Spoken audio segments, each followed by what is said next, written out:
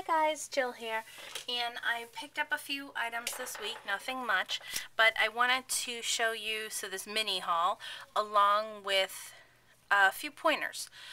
So first of all, I did get an order from I Am Roses. I have been slowly working through my list to get the ones that I wanted, and these are really cute little, the puffy little flowers, and they're great for cards because they're smaller and they have two looks. They can be puffy, or see how they're flattened out, and you can really easily color these. So I got the little white ones, and they're S10-15. I got the little pink ones, which are S10-32, and then I opened this, but this is one of the mix packs of browns, which is ZM827, and these are just gorgeous. Look at these. I'm going to be using those. And I got 10 of those.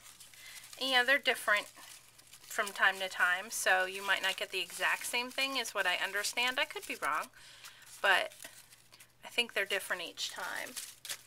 And then these, there's 10 of these, and I think these are the curly roses. I just love those, and I've had a hard time getting these in white. Last time I ordered them, I ordered the bigger ones, and these also, I really like these, the way the little petal goes up. And then this is a different type of brown, more orangey. Really like those. I'm saying that about all of them, but I really am going to use the heck out of these. These might be the curly roses, I'm not sure. I'll look them up, but nice browns. So I went with color for a change. And then, as you know, when you order from I Am Roses, you always get a gift. So I got a few more pink ones. They got smushed in their little package, but again, really easy to fluff up. And then the little brown ones. And these were, if I didn't get the pink ones, I was going to get the brown ones. But I wanted something with some color to it, because I don't work with a lot of color like that sometimes, so I thought that would be fun to play around with that. Let me put everything away here. Then I got, I know I showed this one in the tag video, and I was really surprised that I used every one of these stamps that night. So I went back, I took a look, and I got this one. And this one is called Heartfelt. And this butterfly is awesome. And so is the whole set is. Again, I used the entire set in my Smashbook, and I really, really enjoyed it. So went back and took one more look. There's 3 other sets there. I'm on the fence about them, so we'll see. But then again, I was on the fence about the seamless one. So this is, and I just opened it, Boundless Flight. And on these, I used my 50% off coupon because stamps weren't on sale at Michael's last week. I don't know if they're on sale this week. I haven't been there. But I know that they sent out a 50% off coupon. And in my area, you can use it at both Michael's and Joann's. And then these had kind of, I'd never noticed them. And they are transparent archival bags. And when I've been making these cards for sale, what I'm doing is I'm leaving them blank. So the purchaser can use them as a note card. But I'm also bringing a whole bunch of greetings. Not a whole bunch, but, you know, some Inka-Dinka-Doo clear stamp greetings. Like, happy birthday, thank you, thinking of you. Happy Father's Day. I'm going to bring a whole bunch of them, some of my Brilliance inks, and I'm going to put up a board where you, step 1, pick your card, step 2, pick your greeting, and then step 3 is pick your ink, so that people can customize the card. So what I'm doing is putting them, and my hands are grubby, sorry, I have ink under my fingernails, which is really nice. I'm going to put them in this clear bag with the card and an envelope behind it. And this way I can slip it out of the bag, but they're protected from people. And I was using my actual envelopes that I have, and I had gotten those from I don't know who, and they were Denami brand, and they were not cheap. Well, these they have over in the bag section, like the bags that you put around baskets. They're kind of by the paper bags that we all use. They're in that section, the party section, and they have this size for $2.99, which is 4.75 by 6.75, so 4 1/4 by 6 1/4.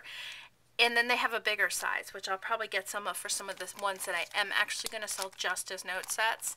But I'm going to do some monogram ones, and again, bring some stamps that they can add their monogram with it. And my husband's going to help me, so hopefully we can coordinate all that. But these were $2.99. I used my 50% off coupon, and I got 40 bags for $1.50. So if you're looking for a nice economical way, even just to save your cards, because I save my cards in the envelopes, and that way I can go back and look at them. So I was really happy to find these in that section. And then I wanted to show you, I made a small little trip to Joann's, and I had gone there with the intention of spending some money, and they had a lot of new stuff. They have a whole new Tim Holtz section, but actually what I ended up getting was two things. I got the Build a Lilac, and I've looked at this one a lot of times, and I just keep thinking instead of a punch I can use these lilacs, because punches are hard to store and I have a ton of them. And then my husband showed me this, and it's weird and it's funky. It was 97 cents. It's bark, and it's colored bark, and it's supposed to go on a picture frame. And I was thinking, wouldn't that make some cool cutout leaves? And this would easily fit through the die cutter because it's like a sheet. So my husband came to me with this, and he's like, I think you could do something cool with this. So that I just thought was a fun little find. So there's my Joann's stuff, and seriously, I told you guys, I've been good.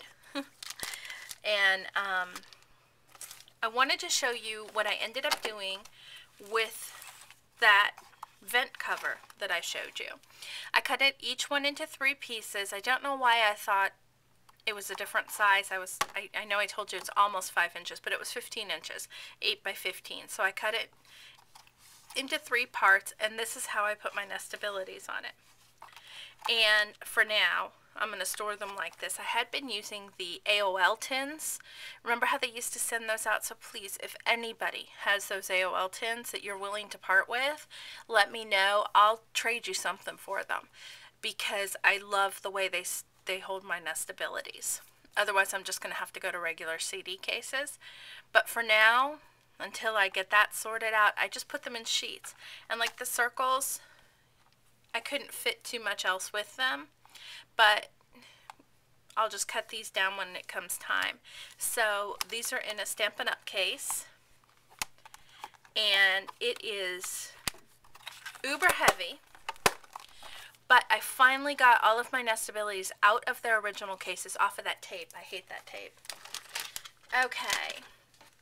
So now let me show you, I was working on a few things, and I thought these would be some great pointers for you guys. First of all, I saw this on somebody's blog, and I just thought it was genius. And it's a no-brainer, and maybe half of you already do this or more. But this is a snappy tray from Judykins. They gave these out at CHA one year. And of course, I've used the heck out of it. This is the one I prefer. But it unsnaps so that you can travel with it and then re-snap it all together. And, you know, this is what it looks like. And I love this thing.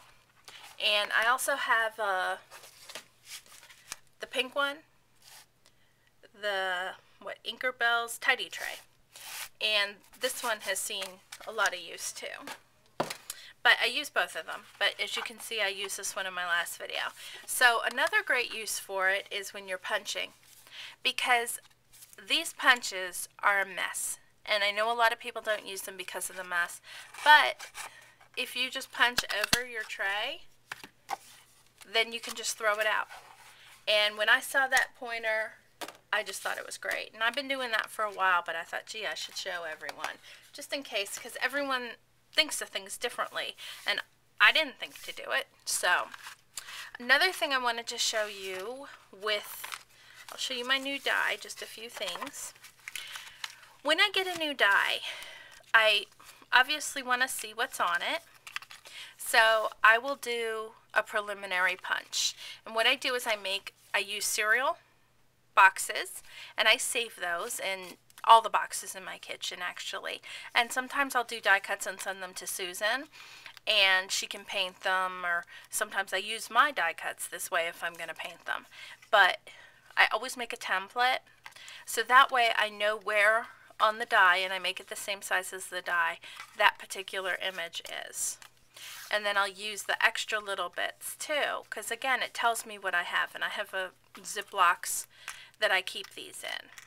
And it comes in handy, like let's say, you know, obviously I want this green and this purple, or light purple or whatever. I can just slide the piece under, and if I have a scrap piece of paper, you know, I know what I'm cutting, but I'm kind of frugal with everything. And if I'm using a decorative paper, I'm not going to use that whole piece. I'm going to cut little squares and put it where I want them cut. So it's a nice way to know what size your squares should be. Another great pointer that I saw, and this was on Your Paper Pantry, and I'm sorry, I don't know who this was, but I watched her video, and it was another one of those no-brainer things, and I love how everybody sees things just a little bit different. But what she did is she took her die and she wrapped a piece of paper around it, just like this. Now, one thing I do want to show you with your die, something to be very, very careful about, is see these little dots? I left them in to show you. Every time you use your die, you want to take those out. And these didn't stick in very hard, but like shrink plastic really sits, you know, in there. Anything other than just the thin paper cardstock, you want to use something pointy. And this, I'm just using my piercing tool, and you get in there and pull them out, because if you leave those in your die, they're going to actually damage that little circle. But so like with this, again, if you want 2 colors of paper, you can slip that in like that and slip another piece of paper in over here, and then you know exactly what you're going to cut. And all I did with this, again, once I wrapped it through, I put it through my Vagabond. And so you can slip that in, cut off what you need, and then get just the color you want. And I thought that was an amazing tip. And she leaves these on. I tend to go with the other one just because I actually store my dies with the name on the top so that I can see what die it is. So this would drive me crazy, and I could write it on top, but I'm weird about this kind of stuff, so I probably wouldn't leave this on my die. So that's where the cardboard one's just a little bit sturdier for me. Okay, so that is my, like I said, mini haul, but I threw in a few little pointers and tips for you and stuff. So I hope you enjoyed those. I hope you use some of them. If you have some of your own pointers or ways that you do something similar to what I do or easier than what I do, please let me know. Or if you've seen a video, because I always love things that make it easier. And I read somewhere, it's really funny, that the most organized people are usually the laziest people. And I hate to tell you guys, but I can be really lazy, and I don't like to search for things, and I think that's why I'm so organized. When I put it in one place, I want it there. So that's why I'm organized. So there you have it, and thanks for watching, and have a great day.